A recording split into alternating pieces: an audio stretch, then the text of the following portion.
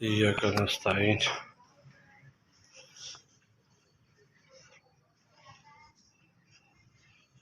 غير المغضوب عليهم ولا الضالين أحد اللہ الصمد لم يلد.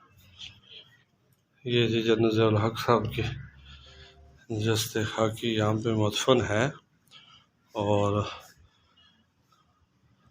یہ بروز بدھ 1988 کو یہ ایک حادثے میں شہید ہو گئے تھے، اور آج ڈاکٹر محمد اقبال اور اس کی ٹیم پوری یہاں پہ موجود ہے، اور ان کی روح کی سال ثواب کے لیے فاتح خوانی کی جا رہی ہے.